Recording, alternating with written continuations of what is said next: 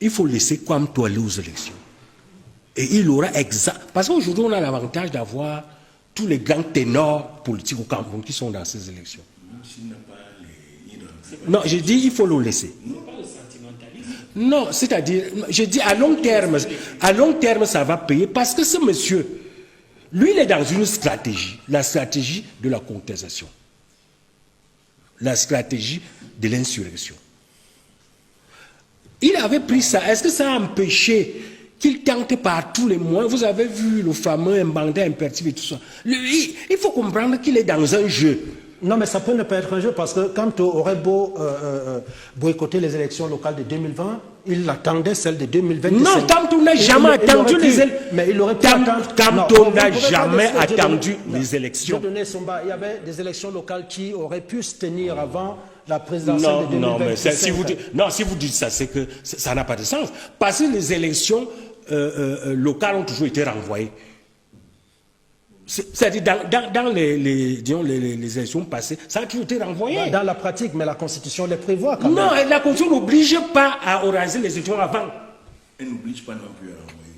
Elle n'oblige pas à renvoyer, mais lorsqu'on est un homme politique, mais mon ami, on nous a donné le cerveau, pourquoi?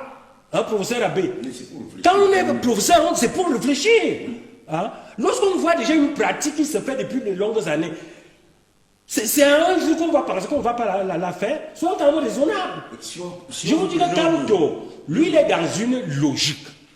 Dieu béni, si on vous prenait au mot, ça signifie qu'en réalité, M. Kamto lui-même n'a jamais voulu partir aux élections. Non, excusez-moi. Ça veut dire qu'en réalité... Il n'a jamais voulu. Oui, c'est ce que ça veut dire. Et donc, moi, je ne sais pas comment vous voulez obliger quelqu'un qui ne veut pas partir. Abbé, je dis... C'est là toute la et il ne faut pas jouer le jeu de Kamto. Il ne faut pas jouer au jeu de Kamto. Parce que vous excluez, si Kamto exclut, et il sera exclu avec raison, vont jouer son jeu.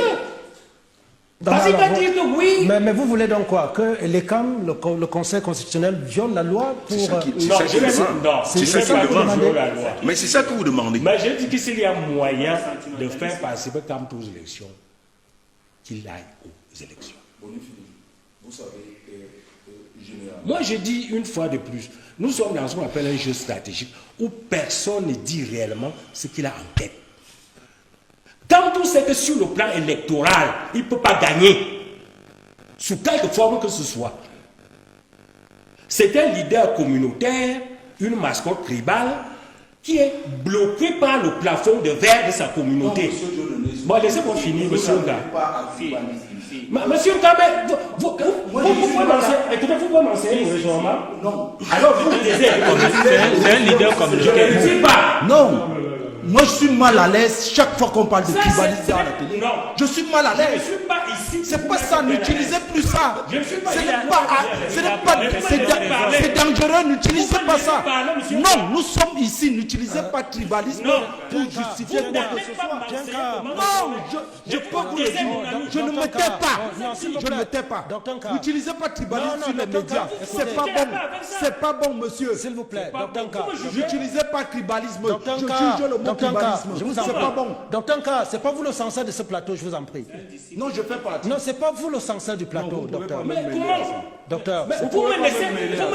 J'ai dit. Vous ne pouvez pas venir sur un plateau. Dans ton cas, vous réunissez les Camerounais et vous mettez le mot tribalisme à la télé. Vous me laissez. C'est pas vous prendre le plateau. Non, ne dites pas tribalisme.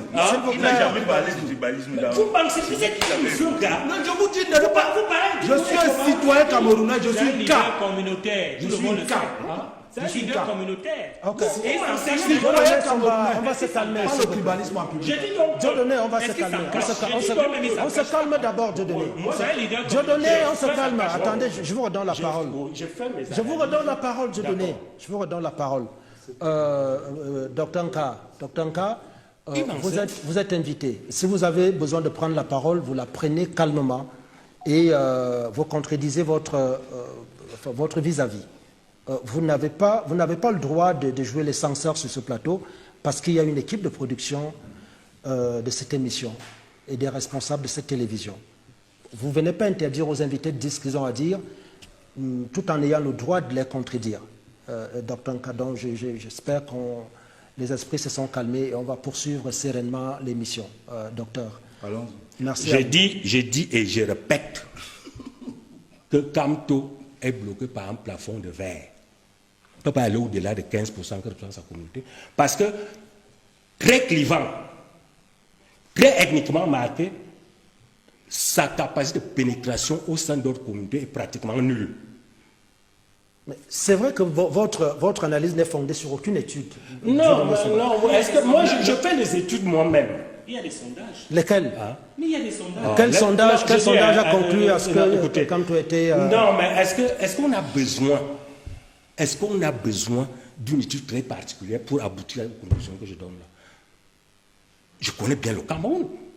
Les élections au Cameroun, c'est d'abord un bras de fer tribal. Et ça a toujours été comme ça. Ce n'est pas moi qui invente. Les chiffres sont là. Vous ne pouvez pas réussir si vous n'avez pas une base communautaire au Cameroun. Ce n'est pas moi qui invente ça. Ce n'est pas moi qui confine les partis à leur zone communautaire. Je prends acte. Et je dis donc, une fois de plus, je vais finir, je dis donc il ne faut pas transformer Kamto en une sorte d'épouvantail politique. Si la loi permet à ce qu'il puisse être là, il faut qu'il soit là. Parce qu'une fois de plus, l'objet de Kamto, c'est quoi? C'est ne jamais aller aux élections.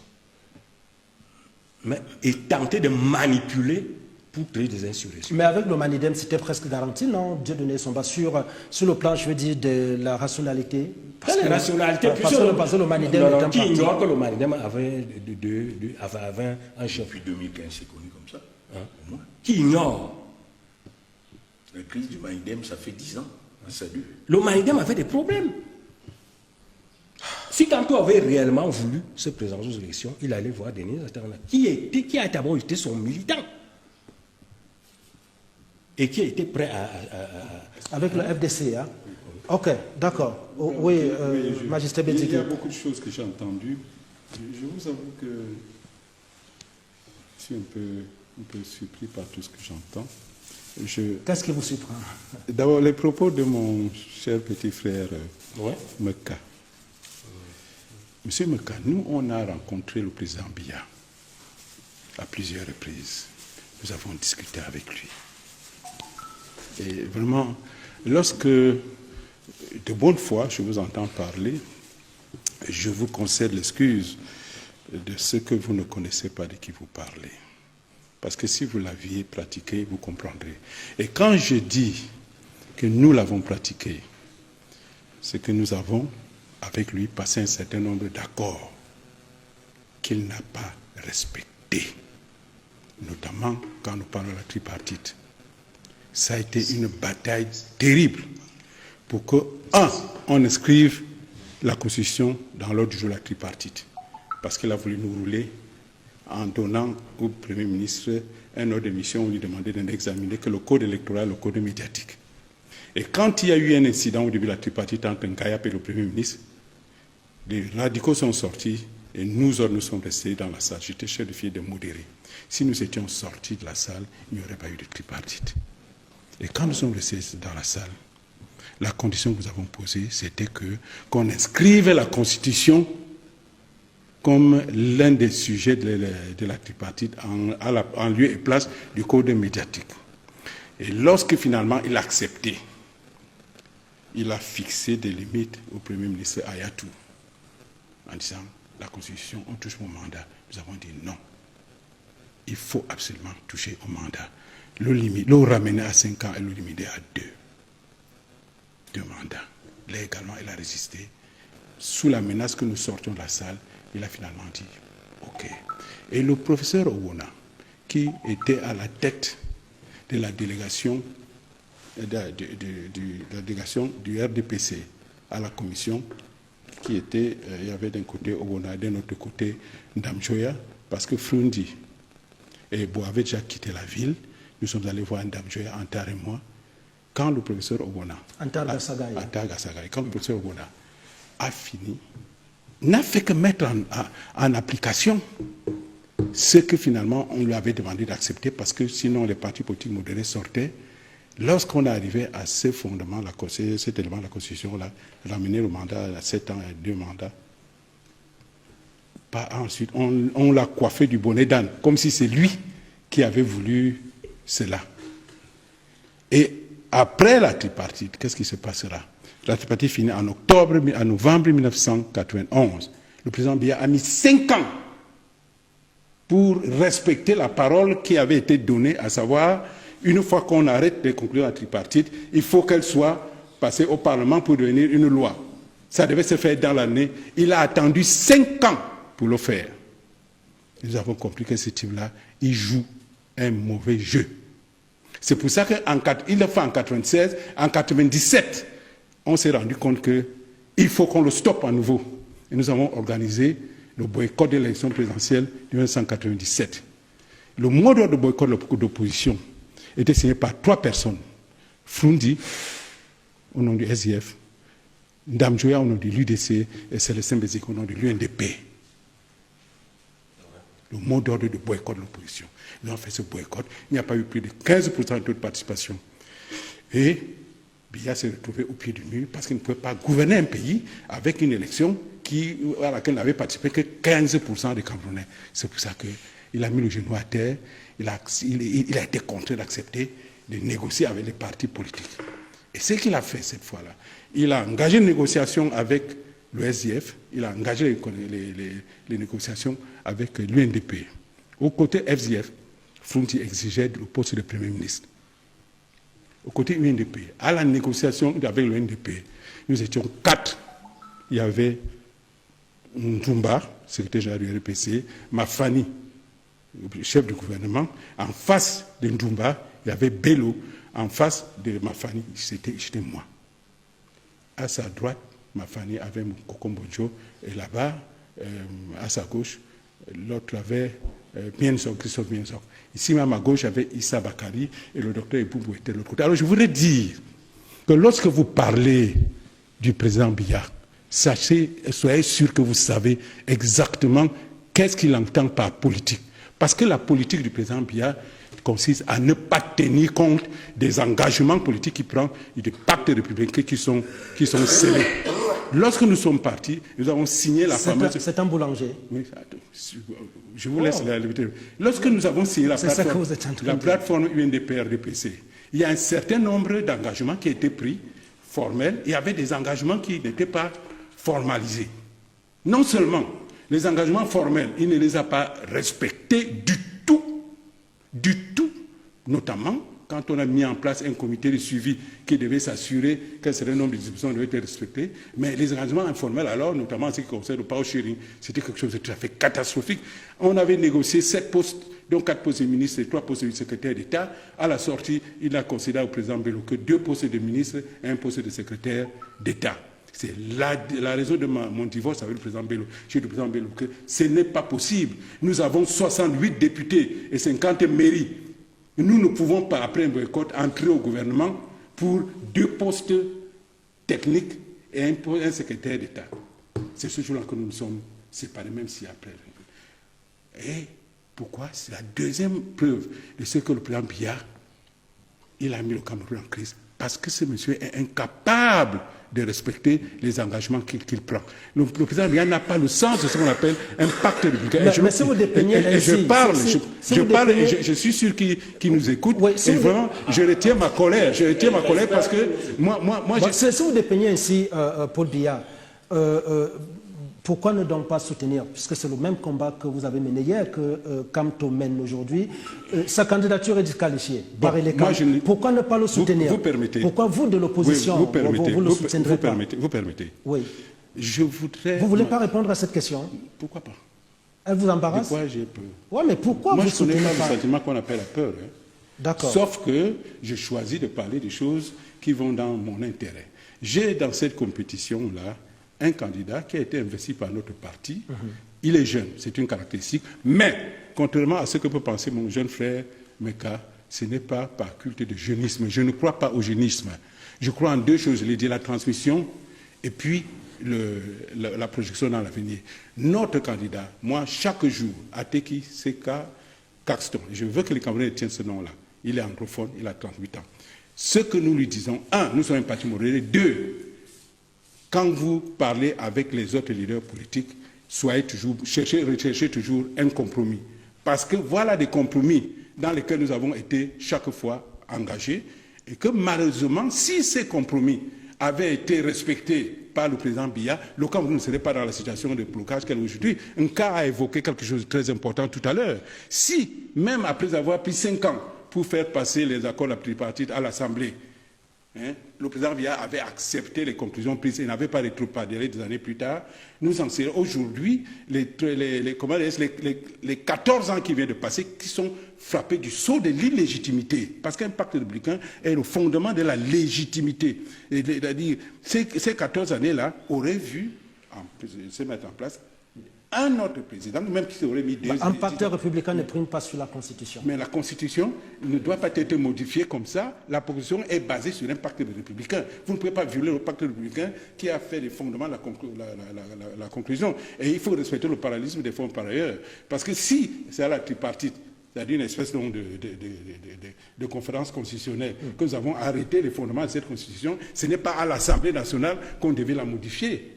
Et c'est cette espèce je pourrais dire, de mal-jeu politique là qui crée tous les problèmes qu'on a au Cameroun, parce que c'est la même chose qui a été faite par Aïdjo avec les anglophones, où on a la Constitution de 1961, 62, et en 72, on la modifie, cette fois-là, en faisant participer à son adoption un corps plus élargi, alors que pour l'autre, pour qu'on acte à la fédération, on a fait voter rien que les anglophones. C'est-à-dire qu'il faut qu'on sorte de cette culture de la tricherie permanente. Et ça continue aujourd'hui. Alors moi je dis, nous proposons aux jeunes qui vraiment ont fait leur parcours, et je crois que M. Meka, vous êtes sous-informé, vous gagnerez à vous informer, et sortir votre tête du sac du RPC, parce que si vous tapez le nom de M.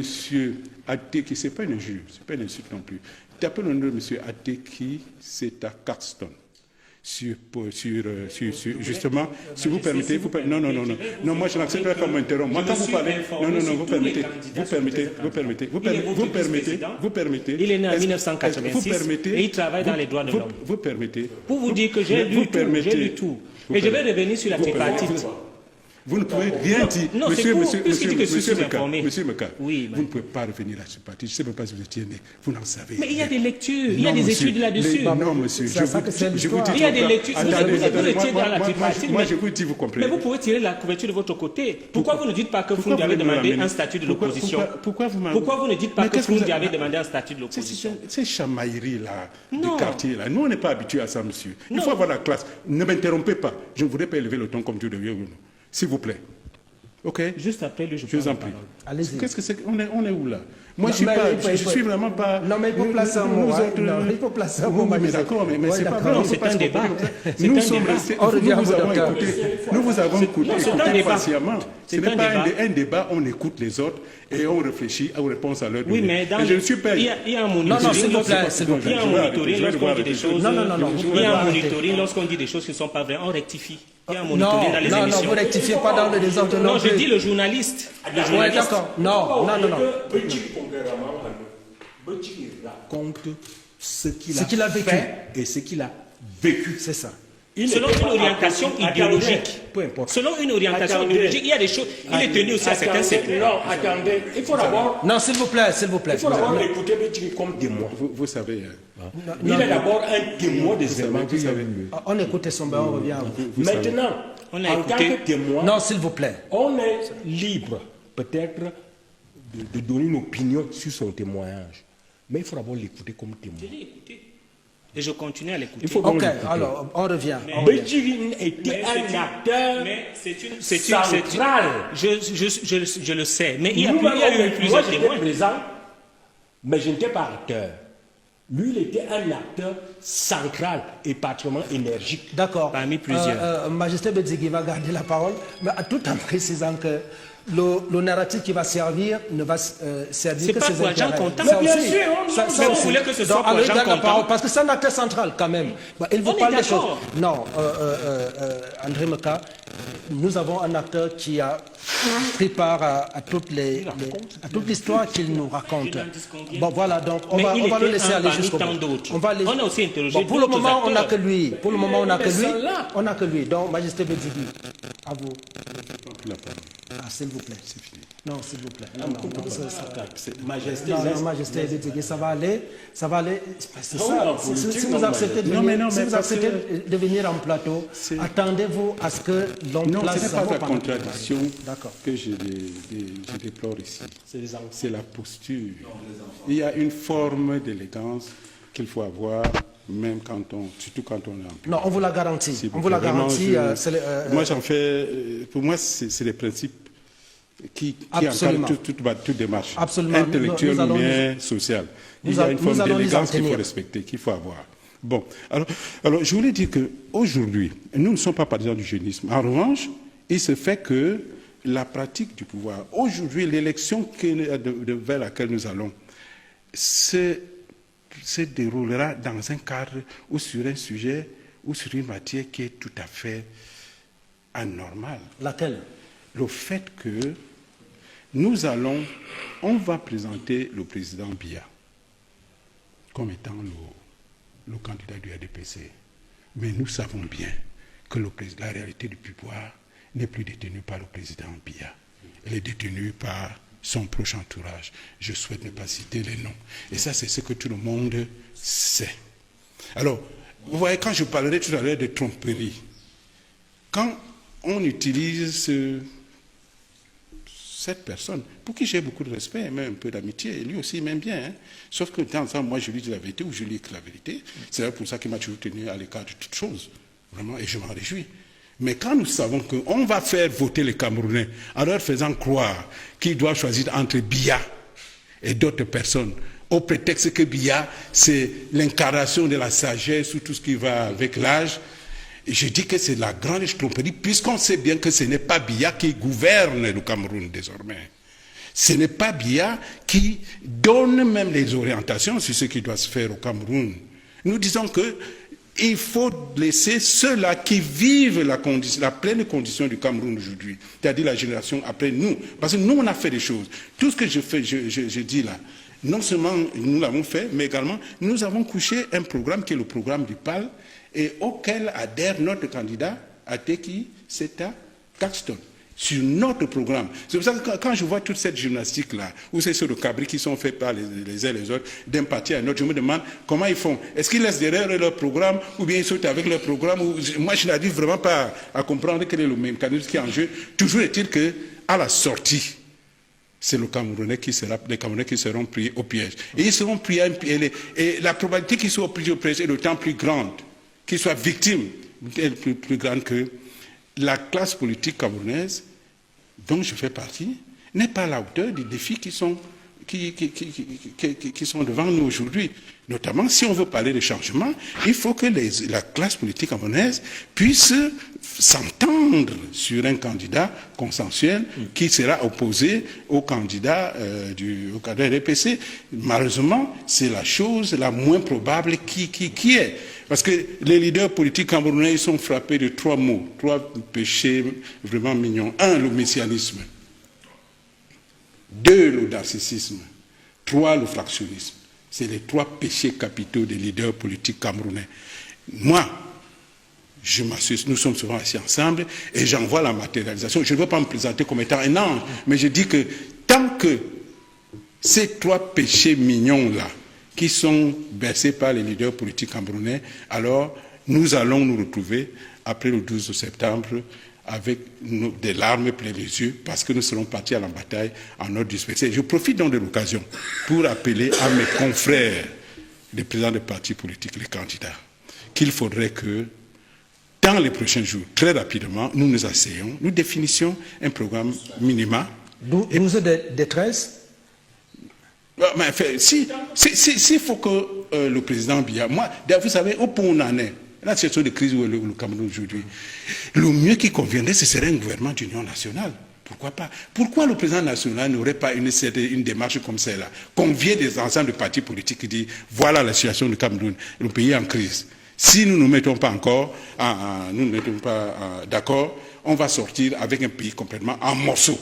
Allons-y, érigeons, faisons une plateforme commune. C'est quelque chose, c'est une vue de l'esprit peut-être. Il faut déjà que vous soyez d'accord que le pays est en crise, parce qu'il y a... Bon, maintenant donc, vous donnez la parole à qui vous voudrez. Je disais que moi je lance de ce plateau un appel à tous les leaders politiques, à tous les candidats pour dire recherchons un candidat unique. Pas un candidat consensuel, qui n'est pas un candidat unique. Parce que quand nous avons travaillé en 2004 sur le candidat unique, on était avec Dame et les autres, et quand Frou nous a fait ce qu'il a fait, c'est parce que le candidat unique allait être comme une espèce de pape. Dès qu'on le lit, il allait exactement aller s'asseoir sur le trône comme Biya est assis sur le trône là, à signer les décrets comme il veut. On parle maintenant d'un candidat consensuel, ça veut dire, dans la négociation, on introduit la dimension du power sharing. Donc, comme on va là, si on gagne telle personne qui manifeste un intérêt dans tel domaine, c'est lui qui va procurer les personnes qui s'occuperont de ça, telle autre personne, telle autre personne, telle autre personne. Je les convie à cela. Et si nous arrivons à cela, nous allons pouvoir apporter au Camerounais un changement. Et c'est là... Vous savez que c'est improbable, quand même. Non, mais c'est un débat. C'est n'importe comment. C'est un débat. Mais j'ai quand même remarqué quelque chose. Vous avez vu ma convention qui s'est tenue au Palais des Congrès dernièrement. Tout le monde est venu. Tout le monde, y compris Bello, mon ami intime. Y compris tout le monde a envoyé un représentant. Sauf, il faut le souligner, le SDF. Et là, vous renvoyez, je vous renvoie à ce fameux tableau des 3 péchés mignons. Vous permettez, je les récite à nouveau. C'est le messianisme, le narcissisme et le fractionnisme. J'ajouterai l'égocentrisme. Non, mais tout ça, c'est ça le narcissisme. Parce que on va terminer. Il y a quelqu'un qui s'empresse là-bas. Parce que le système actuel, une fois qu'on a défini le profil des partis politiques, des leaders de partis politiques, le système actuel, il faut définir aussi son profil. Et son bas, qui, comme moi, a un certain penchant pour les équations. Quand on regarde le Cameroun aujourd'hui, le système et qu'il faut qu'on le mette en équation, c'est très simple. Hein? C'est simple. Quand on prend le côté socio-économique, non, socio-politique, on vit dans un système, le sociologue ne me démentirez pas, on est en pleine entropie. L'entropie, c'est ce mécanisme qui fait qu'un système, à un moment donné, à force de durer, commence à s'effondrer de lui-même. Vous voyez un peu. Quand on prend par exemple, la superstructure gouvernementale, vous vous rendez compte qu'il y a un vieillissement des pratiques qui fait qu'on est plutôt maintenant en pleine obsolescence. Et le troisième élément, c'est quoi? Quand on prend maintenant ceux qui exercent le pouvoir, on est en pleine usure de pouvoir. Alors vous mettez dans l'équation, là, ça va faire obsolescence plus entropie plus usure. La sortie égale, c'est carrément sortez, monsieur Biya, sortez, parce que voilà le système que vous représentez, voilà quelles sont les variables qui le commandent maintenant. Et quand ces variables-là, on en cumule les effets, il n'y a pas d'autre verdict que de vous demander vraiment d'aller vous reposer. Et je serai le premier à venir vous rendre visite en Vomaka. Professeur Claude Abbé, est-ce que le problème aujourd'hui ne serait pas l'opposition? Là, vous avez 13 candidats, 12 de l'opposition. Jusqu'ici, il n'y en a aucun qui soit, d'une manière ou d'une autre, allié au RDPC. Comment peut-il être possible que les 12 se mettent ensemble? C'est vrai, avec des idéologies qui ne s'entremêlent pas, qui ne se chevauchent pas, totalement différentes, même pour le dire. Et est-ce que c'est possible que ces partis se mettent ensemble pour aller en croisade contre le seul RDPC? Merci, M. Bonichi. Je voudrais d'abord dire avant tout ceci que M. Meka dit qu'il y a d'unanimité sur le candidat de son parti. Non, il peut y avoir d'unanimité là-dessus. C'est vrai que ma seule petite voix ne compte pas, mais au moins moi je ne suis pas d'accord. Donc ça fait qu'il n'y a pas, on ne peut pas penser à l'unanimité. L'idée du jeunisme ou même du fait du vieillissement des gens, de mon point de vue, il faut qu'on soit en accord avec la structure démographique de la société camerounaise. Quand vous regardez la structure démographique de la